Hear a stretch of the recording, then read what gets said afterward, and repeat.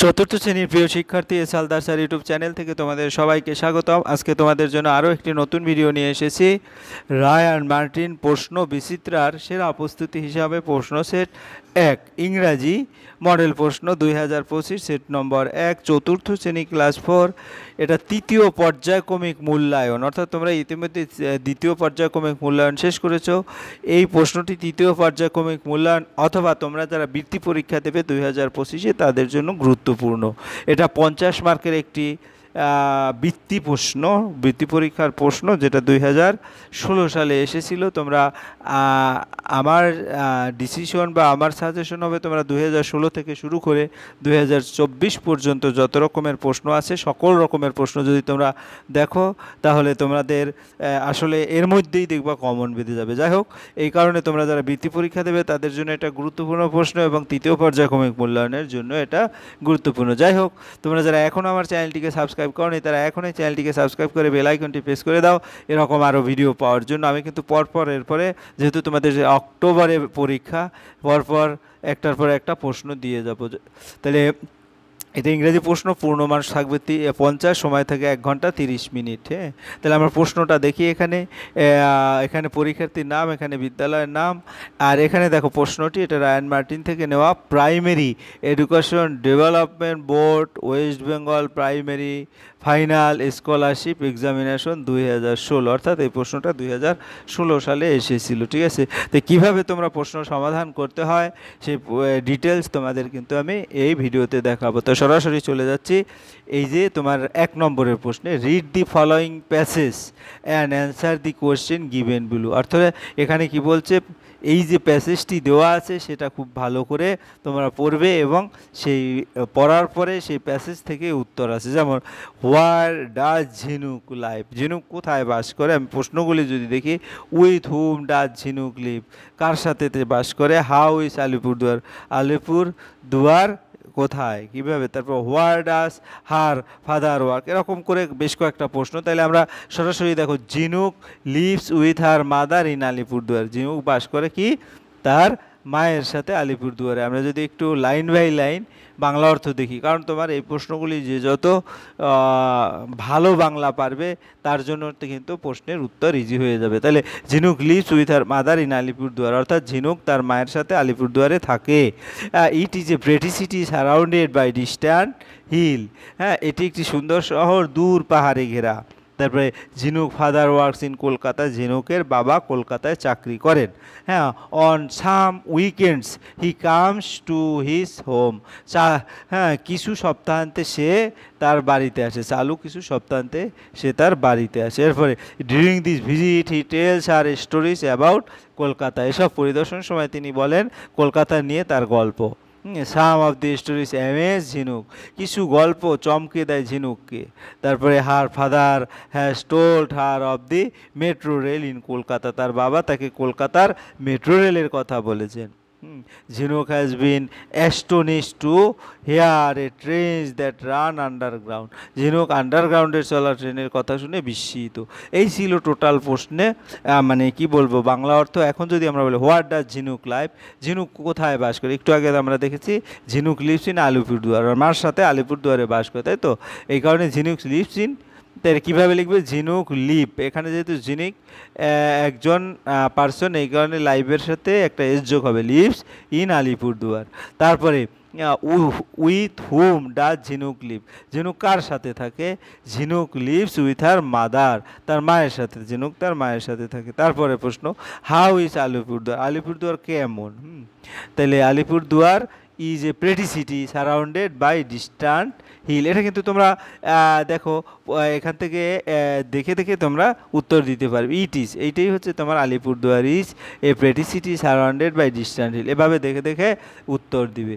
পরের প্রশ্ন কি বলেছে, এরপরের প্রশ্ন হচ্ছে where does her father work, তার বাবা কোথায় কাজ করে। Her father works, Jhinuk's father works in Kolkata, কলকাতায়। তাহলে এখান থেকে হার জায়গায় ঝিনুক লিখবে, ঝিনুক ফাদার্স ওয়ার্ক ইন কলকাতা শুধু দিয়ে দেবে। What story does he tell her, সে তাকে কি গল্প শোনায়। He tells her story about Kolkata, সে কলকাতা সম্পর্কে তার গল্প শোনা। এরপর আমরা যাব 2 নম্বরের প্রশ্ন, write the Bengali meaning of the following, অর্থাৎ বাংলা মানে বলতে হবে প্রেটি। প্রেটি অর্থ কি মনোরম, এমএস, এমএস অর্থ কি তাক লাগানো, ডিলাইটেড খুশি বা আনন্দিত, তারপর আর্জেন্ট জরুরি, এবং ফ্রিডম হচ্ছে স্বাধীনতা। আমি যদি একসাথে দিই এরকম প্রেটি, মনোরম, এমএস, তাক লাগানো, এভাবে। যাই হোক, এরপরের প্রশ্ন যদি আমরা যাই 3 নম্বরের প্রশ্ন, ফিল ইন দি ব্ল্যাঙ্কস। এটা একটা কবিতা, কবিতা থেকে তোমরা অবশ্যই মাস যারা বৃত্তি দিবে তাদের কিন্তু কবিতা মনে রাখতে হবেই হবে, ঠিক আছে, কারণ এখানে কবিতা শূন্যস্থান পূরণ দেয়। কাজেই তোমরা যদি কবিতাটা ভালো পারো তাহলে শূন্যস্থান পূরণ খুব সুন্দর করেই পারবে। Underneath the dash, underneath the cabbage, এখানে এই যে ক্যাবেজটা তোমরা এই জায়গায় লিখে দেবে, ক্যাবেজ, ঠিক আছে। তারপরে the caterpillar sir rousing in the sunshine dash thought, ড্যাশের জায়গায় কি হবে, ইট, ইট থট, অর্থাৎ এই যে এটার জায়গায় হবে ইট থট, ঠিক আছে। তারপরে তোমার of dash, of this and that, অর্থাৎ এখানে হবে this and that.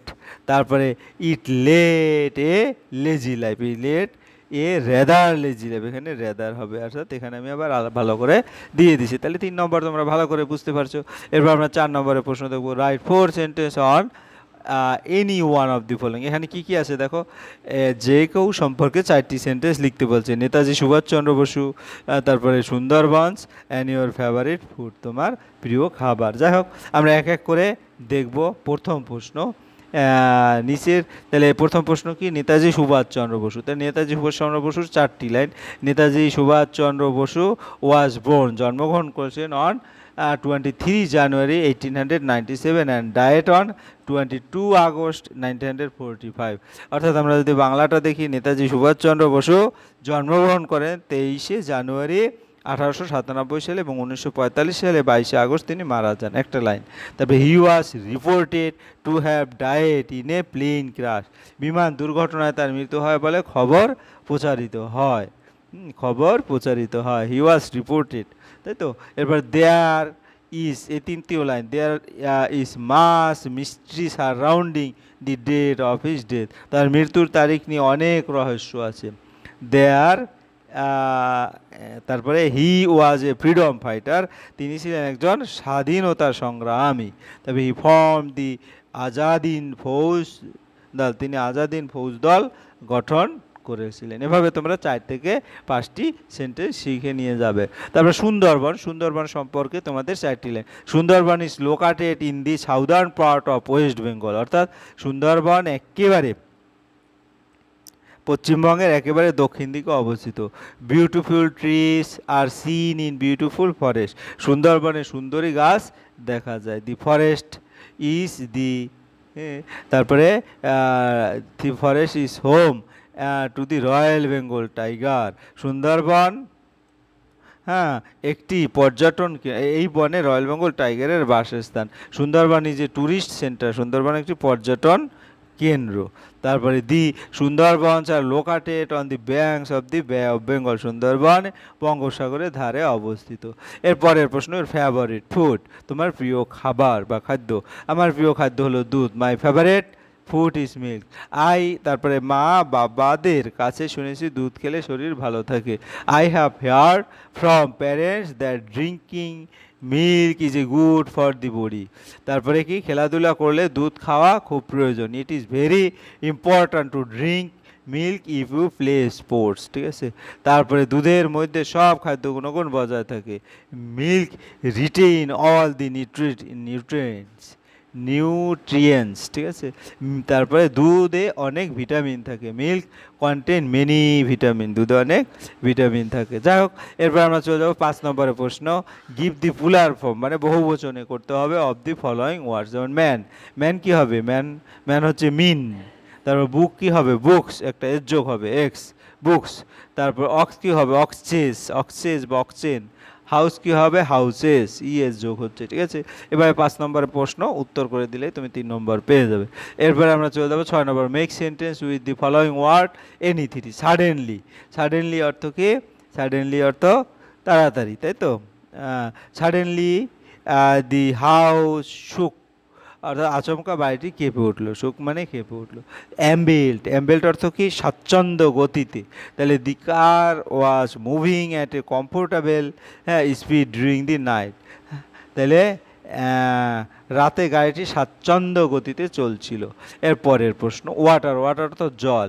Animals can not live without water, জল ছাড়া প্রাণী বাঁচতে পারে না। ওয়াইল্ড, ওয়াইল্ড অর্থ বুনো, তো বুনো হাতিটি রেল লাইনের ধারে শুয়েছিল। The wild elephant was lying by the railway line. এভাবে বাংলাটা বুঝে তারপর ইংরেজিটা লিখবে। ক্লাসমেট, সহপাঠী, স্কুলে অনেক সহপাঠী বন্ধু দেখা যায়। Many classmates and friends are seen in school. এভাবে কিন্তু তোমরা অর্থটা বুঝে তারপরে কিন্তু তোমরা মেক সেন্টেন্স করবে। এবার 7 নম্বর, রাইট দি অপোজিট জেন্ডার, যেমন নিফিয়ে, নিফিয়ে ভাইপো, তাইলে ভাইপোর বিপরীত কি? নাইসি মানে ভাইজি। এরপরে হচ্ছে জেন্টেলম্যান, জেন্টেলম্যান হচ্ছে জেন্টেল ওম্যান, অর্থাৎ তোমার এটা কি? ভদ্রলোক। আর জেন্টেল ওম্যান মানে লেডি, লেডি হচ্ছে ভদ্র মহিলা। তারপরে হিস, হিস মানে হার হবে, হিস মানে তার কিন্তু পুরুষের তার, এটা হচ্ছে হার মানে তার মেয়ে ছেলের তার, তাই তো। তারপরে সিস্টার, সিস্টার মানে ব্রাদার, সিস্টার হচ্ছে বোন, এর বিপরীত হবে ব্রাদার মানে ভাই। বয়, বয়ের বিপরীত হচ্ছে কি? গার্ল, বয় মানে বালক, গার্ল হচ্ছে বালিকা। এভাবে তোমরা উত্তর দিয়ে দেবে। হ্যাঁ, এরপরের প্রশ্ন চলে যাবো। এরপরের প্রশ্ন হচ্ছে fill in the fill in is this blank correctly with word from the brackets any three. The police arrest 10। এখন 10 বলতে এটা বহু বচন বুঝেছে, থিফ হবে না থিপস, এটা আসলে থিপস হবে, এটা হবে উত্তর। তাহলে আমরা থিপস দেব। তারপর ম্যাথমেটিক্স, ম্যাথমেটিক্স মানে একটি সাবজেক্টে ইজ নাকি আর, ইজ মাই ফেভারেট সাবজেক্ট। এখানে কিন্তু এস লাস্টে যোগ হলেও কিন্তু এটা সিঙ্গুলার ফর্ম, এই কারণে ইজ ব্যবহার হচ্ছে, এখানে ইজ হবে। হ্যাঁ, তারপরে Pather Panchali is a good বুক। হ্যাঁ, তারপর আই লাভ, হ্যাঁ, কোনো বইয়ের পরিবর্তে ইট ব্যবহৃত হবে, ইট, I love it. They dash মেরিটেরিয়াস, দে আর, কারণ অনেক আছে এই কারণে আর ব্যবহার হবে, তাহলে দে, তারা, দে আর মেরিটেরিয়াস। এভাবে তোমরা উত্তর দেবে। এরপরে 9 নম্বরের প্রশ্ন, ট্রান্সলেট করো, ট্রান্সলেট ইন্টু ইংলিশ এনি 5। হ্যাঁ, তো প্রতিটাই 2 মার্ক করে। ওটা হাতি, তাহলে ওটা হাতি এর ইংরেজি কী হবে? হ্যাঁ, দ্যাটস ইজ বা that is an elephant, that's একসাথে বললে এভাবে লিখবে, অ্যান এলিফ্যান্ট। বিদ্যাসাগর 1820-তে জন্মগ্রহণ করেন, তাহলে বিদ্যাসাগর প্রথমে সাবজেক্ট লিখতে হবে, তারপরে ভার্ব। তাহলে বিদ্যাসাগর ওয়াজ বর্ন ইন 1820, সোনা একটি ধাতু। হ্যাঁ, গোল্ড ইজ এ মেটাল। এরপরে চলে যাবো, আমাদের একটি বড় পুকুর আছে, we have a big pond, we have a big pond. সমুদ্রের জল লবণাক্ত, হ্যাঁ, সি ওয়াটার ইজ সোল্টি, লবণাক্ত মানে সোল্টি। তাহলে কবি ঢাকায় মারা গিয়েছিলেন। দি পোয়েট ডায়েট ইন ঢাকা, তার ডাক নাম কি? What is his nick name, তার ডাক নাম কি? এই ছিল তোমার টোটালি 50 মার্কের একটা প্রশ্ন। এটা তোমার 3য় ইউনিটের জন্য যেরকম ইম্পর্ট্যান্ট, তদ্রুপ বৃত্তি পরীক্ষার জন্য ইম্পর্ট্যান্ট। এই প্যাটার্নেই কিন্তু বৃত্তি পরীক্ষা আসবে। যাক, পরিশেষে বলবো, তোমরা যারা এখন আমার চ্যানেলটিকে সাবস্ক্রাইব না করে আমার ভিডিওগুলি দেখছো, প্লিজ প্লিজ প্লিজ চ্যানেলটিকে সাবস্ক্রাইব করে বেল আইকনটি প্রেস করে দাও। ভিডিওটি দেখার জন্য অসংখ্য ধন্যবাদ। ভিডিওটি ভালো লাগলে লাইক কমেন্ট শেয়ার করতে ভুলবে না। আজ এই পর্যন্তই, ধন্যবাদ সবাইকে।